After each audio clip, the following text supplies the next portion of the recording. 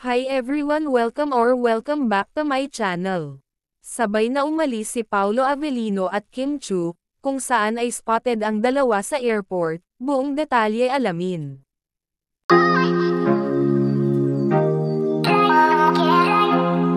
Makikita si Paolo Avellino at Kim Chiu sa airport kung saan, ay kasama nito si Twinkle na kanyang kapatid, mukhang hinatid ang dalawa sa airport kung saan, papunta ito sa Manila.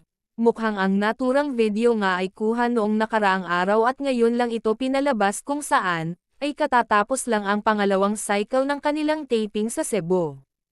Makikita nga ang dalawa, sa airport kung saan, magkatabi ang dalawa at pareho silang naka-black ni Kimi.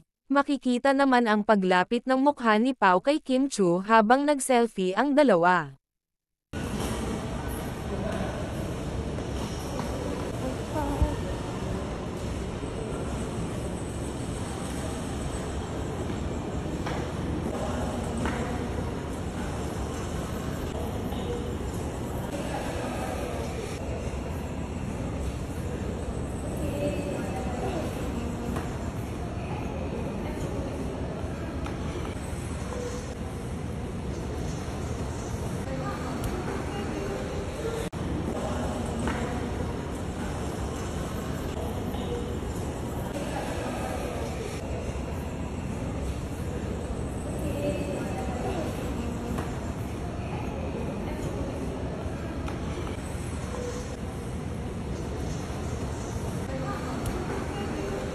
Siyempre kahit sa loob ng airplane ay may paayuda din sa mga fans, kung saan, ay magkatabi si Kim Chiu at Paolo Avellino.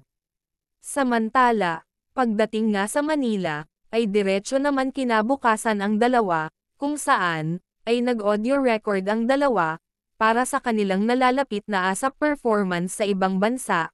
Makikita din na may solo performance si Kimi. Makikita nga na todo ang rehearsal nito at talaga napakagaling ni Kim sumayaw. Nakaka-excite naman ang ASAP next week kung saan, ay live na makikita ni Paolo si Kimi na sumayaw ng bongga on stage.